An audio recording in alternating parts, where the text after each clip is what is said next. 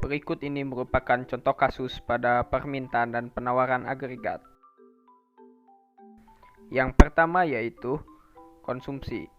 Konsumsi mewakili pengeluaran rumah tangga untuk barang dan jasa. Penentu utama dari komponen ini adalah pendapatan disposable. Kadang-kadang juga disebut pendapatan setelah pajak atau pendapatan sekali pakai. Pengeluaran sekali pakai yang lebih tinggi meningkatkan konsumsi dan tabungan. Berapa banyak yang ditabung dan dikonsumsi rumah tangga dari tambahan uang yang mereka terima itu tergantung pada kebiasaan rumah tangga. Kita mengukur kebiasaan ini melalui indikator kecenderungan mengkonsumsi marginal dan kecenderungan menabung marginal. Karena disposable income juga tergantung pada pajak, kita juga perlu mempertimbangkan pengaruh variabel ini dalam analisis konsumsi rumah tangga. Mengurangi pajak pribadi membuat rumah tangga memiliki lebih banyak uang untuk dibelanjakan atau untuk ditabung. Sebaiknya, kenaikan pajak mengurangi pendapatan disposable karena konsumsi dan tabungan. Beberapa faktor mempengaruhi konsumsi rumah tangga.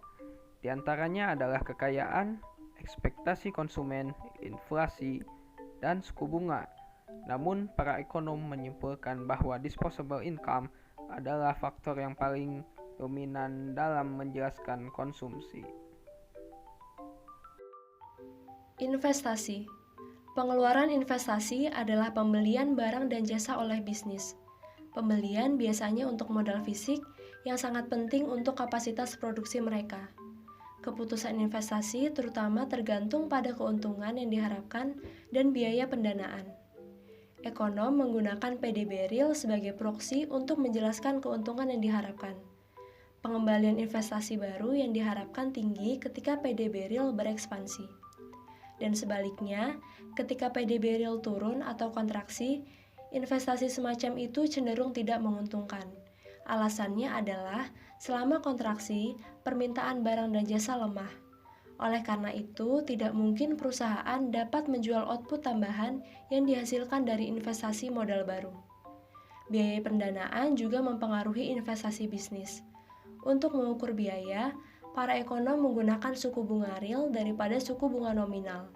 Suku bunga real adalah tingkat bunga nominal yang disesuaikan dengan inflasi. Yang ketiga yaitu pengeluaran pemerintah. Pengeluaran pemerintah dianggap sebagai variabel eksogen. Itu karena variabel ekonomi seperti pertumbuhan ekonomi, nilai tukar mata uang, dan suku bunga tidak mempengaruhi keputusan pengeluaran. Ekspor bersih. Ekspor neto sama dengan ekspor dikurangi impor. Ekspor adalah permintaan asing untuk output dalam negeri. Impor mewakili permintaan domestik untuk output orang asing. Komponen ini ditentukan oleh pendapatan dan harga relatif antara ekonomi domestik dan dunia. Secara agregat, pertumbuhan PDB real mewakili pendapatan suatu negara, dan tingkat inflasi mencerminkan harga umum suatu negara. Juga karena perdagangan internasional melibatkan mata uang yang berbeda. Nilai tukar mempengaruhi tingkat harga. Oleh karena itu, dalam menilai permintaan agregat, para ekonom menggunakan nilai tukar real daripada nilai tukar nominal. Meningkatnya PDB real domestik mendorong permintaan akan barang-barang impor, mengurangi ekspor neto dan sebaliknya. Sementara itu, penurunan harga barang-barang domestik mungkin karena depresiasi mata uang membuat barang ini lebih murah bagi orang asing, sehingga meningkatkan ekspor neto. Contoh kasus lain yaitu mengenai pandemi COVID-19. COVID-19 telah menyebabkan guncangan permintaan dan penawaran bagi perekonomian. Dari sisi permintaan, perlambatan ekonomi global akan berdampak pada perekonomian Indonesia melalui penurunan harga komoditas dan permintaan barang tambang. Di sisi penawaran, terganggunya perekonomian akan mengakibatkan kekurangan suku cadang dan komponen, serta barang modal yang dibutuhkan oleh banyak negara termasuk Indonesia.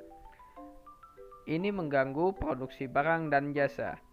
Dalam kondisi ini, pelepasan stimulus fiskal dan ekspansi moneter untuk merangsang permintaan agregat tanpa mengatasi masalah guncangan penawaran hanya akan meningkatkan inflasi.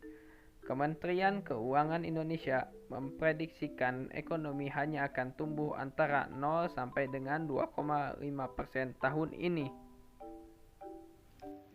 Pada 15 Maret, pemerintah Indonesia menyerukan social distancing yang akan berdampak pada aktivitas ekonomi yang mengharuskan karyawan hadir secara fisik di tempat kerja.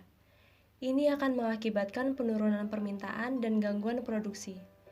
Jika produksi dan permintaan terganggu karena social distancing, stimulus fiskal dan ekspansi moneter yang bertujuan untuk memperkuat permintaan agregat tidak akan efektif sepenuhnya.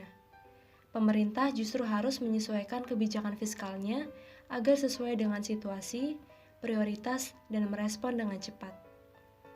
Langkah-langkah stimulus fiskal perlu difokuskan pada sektor kesehatan dan bantuan sosial untuk menangani wabah tersebut. Hanya setelah wabah terkendali dan jarak sosial berakhir, stimulus fiskal standar dan kebijakan moneter dapat digunakan untuk mendukung permintaan agregat.